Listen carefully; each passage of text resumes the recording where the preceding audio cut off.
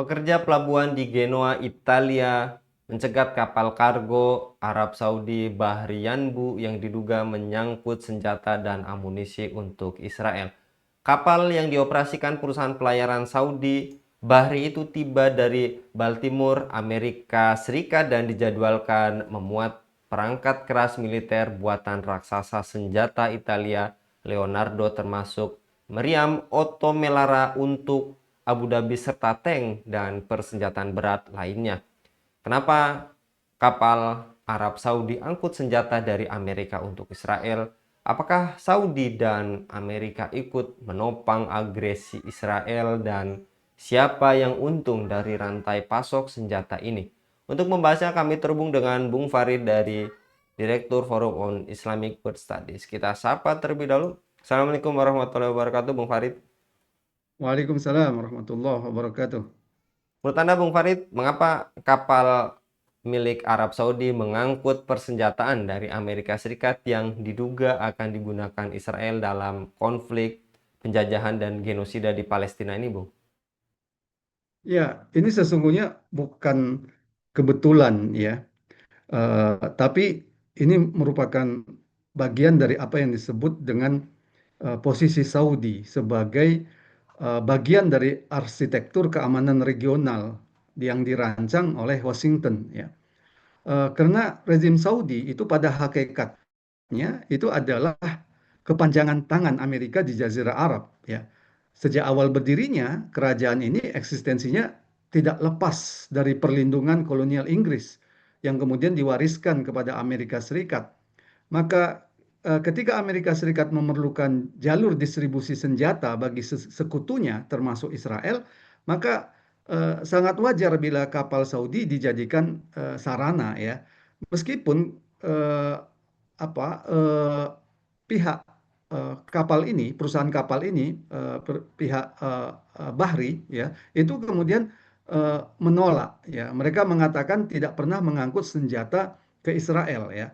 Tapi ada fakta di lapangan yang sulit dibantah ya, bahwa aksi langsung pekerja pelabuhan di Genoa, Itali ini bukan sekedar rumor, tapi mereka langsung naik ke kapal Bahri Yanbu ini, kemudian mendokumentasikan isi muatannya berupa kontainer berisi senjata berat produksi Leonardo ya, Otto Malara, tank, amunisi, kendaraan lapis baja yang jelas-jelas bukan kargo sipil ya. Artinya bukti lapangan itu ada ya dan tidak bisa ditepis dengan sekedar pernyataan pers ya.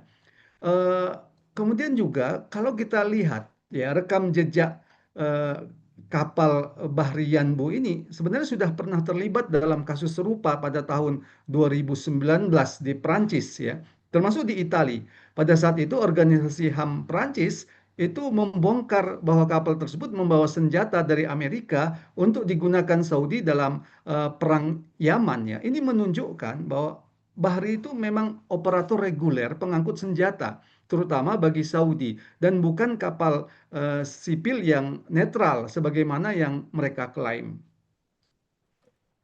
Lantas, bagaimana bisa hubungan dagang militer antara Saudi, Amerika, dan Israel bisa berjalan lancar di tengah kecaman global terhadap kejahatan perang Israel ini, Bung?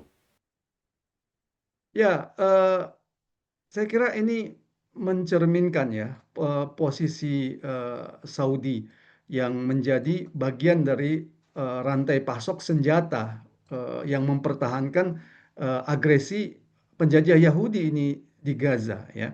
Eh, Bukan hanya secara tidak langsung, mereka itu sesungguhnya langsung bagian dari rantai pasok itu. Amerika adalah pemasok utama senjata dan dana bagi Israel ya. Sementara Saudi itu berperan sebagai jalur transit, pembeli sekaligus penyedia legitimasi politik. Ini posisi Saudi.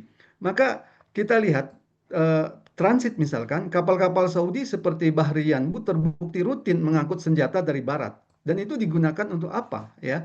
Eh, Diperkirakan itu digunakan untuk Israel ya. Demikian juga dari konteks pembeli, Riyadh adalah pelanggan tetap industri militer dengan kontrak miliaran dolar.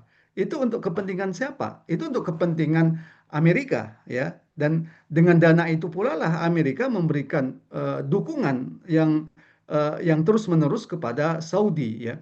Termasuk legitimasi diamnya Saudi terhadap genosida yang terjadi di Gaza. Jadi ini menunjukkan ya bahwa Saudi dan Amerika itu adalah dua pilar ya yang menopang perang mesin perang Zionis ini. Hanya saja memang Saudi tentu berperan terselubung ya agar tetap bisa bersandiwara dengan legitimasi sebagai pelayan dua tanah suci ya. Dan apakah ada kesepakatan ekonomi dan militer antara Saudi serta Amerika yang menjadikan alat untuk menopang mesin perang Israel di Timur Tengah, Bung? Saya kira jelas ya. Meskipun Saudi melakukan kecaman terhadap beberapa tindakan-tindakan yang dilakukan oleh Israel, ya, tapi kecaman-kecaman global ini hanya retorika kosong, ya, karena hubungan dagang militer Amerika dan Israel ini telah terjalin lama, langsung atau tidak langsung, ya. Misalkan Arab Saudi, Amerika itu butuh Saudi sebagai pembeli tetap industri senjatanya. Israel itu butuh Saudi sebagai partner tak resmi untuk mengamankan dukungan regional. Saudi itu butuh perlindungan kursi kekuasaan yang hanya bisa dijamin dengan loyalitasnya kepada Amerika ya. Bahwa ada fakta hubungan Amerika, Israel dan Saudi dalam persenjataan ini bisa kita lihat ya. Misalkan ada kesepakatan senjata antara Saudi dan Amerika di era Trump pada tahun 2017 ya. Donald Trump itu menandatangani kontrak senjata senilai 110 miliar US dollar ya dalam jangka pendek sampai 350 miliar US dollar dalam 10 tahun dengan Saudi. Senjata yang dijual itu mencakup sistem pertahanan udara, helikopter Black Hawk, kapal perang, tanks Abrams, dan sistem misil canggih ya. Eh, ini kemudian memberikan dampak positif ya bagi industri senjata Amerika. Perusahaan-perusahaan seperti Lockheed Martin, Boeing, Raytheon, dan General Dynamics itu mendapat kontrak langsung dari kesepakatan ini. Nah, laba industri militer Amerika itu meningkat, yang membuat perusahaan-perusahaan ini lebih leluasa memenuhi kebutuhan-kebutuhan senjata Israel, yang mayoritas diberikan dalam bentuk bantuan militer 3,8 miliar US dollar per tahun ya. Dan perlu kita lihat ya perusahaan-perusahaan militer Amerika yang berhubungan dengan Saudi atau memiliki hubungan dengan Saudi itu adalah juga perusahaan-perusahaan yang memasok senjata untuk Israel ya. Eh, ini tentu suatu hal yang menunjukkan ya bagaimana sesungguhnya posisi Saudi dan Israel ini. Yang tadi telah Anda paparkan tentang diamnya Saudi, apakah diamnya atau pasifnya Saudi terhadap Palestina merupakan pengkhianatan terbuka terhadap kaum muslimin, Bung? Ya, ini pengkhianatan yang nyata ya. Eh, kalau ya, kalau masyarakat yang tidak memiliki senjata, kemudian masyarakat menetapkan untuk memilih bantuan kemanusiaan, itu bisa diterima. Ya, walaupun tentu itu tidak cukup. Tapi bagi sebuah negara yang dia memiliki persenjataan, dia memiliki pasukan, dan dia bisa menggerakkan pasukan ini, bisa mengerahkan senjata-senjatanya ini untuk membebaskan saudaranya yang dizolimi, yang ditindas. Tapi itu tidak dilakukan. Berarti ini adalah pengkhianatan. Apalagi kemudian ya Saudi sangat berperan dalam normalisasi ya. Meskipun Saudi sampai saat sekarang ini tidak menunjukkan bahwa dia secara terbuka melakukan normalisasi dengan Israel, tapi banyak fakta yang menunjukkan Saudi lah yang menjadi arsitektur ya bagi normalisasi beberapa negara-negara Arab belakangan ini. Artinya normalisasi negara-negara Arab dengan Israel ini di bawah sponsor Saudi ya. Demikian juga kalau kita lihat ya Saudi juga berperan dalam mengusung isu dua negara ya. Sebagaimana yang dilakukan oleh Saudi dalam deklarasi New York ya. Sementara nyata-nyata isu dua negara yang menjadi solusi untuk Palestina itu adalah solusi palsu yang menjebak ya. Karena solusi dua negara adalah solusi yang sangat lemah ya. Pertama dilihat dari posisi bahwa solusi dua negara itu tetap mempertahankan eksistensi penjajah Yahudi. Artinya apa? Persoalannya tidak akan selesai karena persoalan di Palestina itu disebabkan karena eksistensi penjajah Yahudi ini. Kemudian yang kedua, kalaupun ada dua negara di sana, ada negara Palestina di sana, tentu adalah negara Palestina yang lemah, yang diposisikan tidak sampai pada tingkat yang mengancam Israel. Dan posisi lemah ini sudah dirancang sejak sekarang ya. Bagaimana negara yang disebut negara Palestina itu kalaupun nanti terwujud adalah negara yang sangat kecil ya, itu hanya meliputi Gaza dan tepi barat. Itu pun dipisah oleh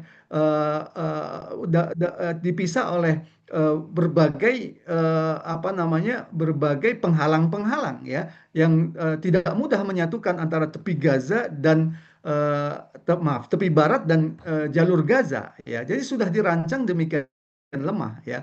Dan bisa kita pastikan kalaupun ada negara Palestina adalah negara yang tidak memiliki kekuatan militer yang mengancam. Lantas negara Palestina seperti apa kalau terwujud seperti itu? Nah, Saudi berperan untuk mengusung solusi dua negara ini dan ini sesungguhnya bentuk dari pengabaian terhadap solusi yang utama ya. Solusi utamanya itu seharusnya Saudi menyatukan kaum muslimin, menggerakkan kaum muslimin, menggerakkan negeri-negeri Islam untuk mengirimkan tentaranya. Jadi kalau kita lihat apa yang dilakukan oleh Saudi sekarang ini jelas adalah merupakan pengkhianatan yang terbuka terhadap kaum muslimin. Baik, jazakallah Bung Farid untuk paparannya pada kabar petang kali ini. Ini membuka cakrawala bagi kita bersama. Memang terbongkar konspirasi perdagangan senjata untuk Israel. Ternyata Saudi juga terlibat. Jazakallah sekali lagi Bung Farid untuk paparannya pada kabar petang kali ini. Demikian pemirsa Eleva News, dukung dengan subscribe, share, dan like. Semoga menjadi kebaikan bagi kita semua di dunia dan di akhirat. Saya Anggi Suara diundur diri. Wassalamualaikum warahmatullahi wabarakatuh.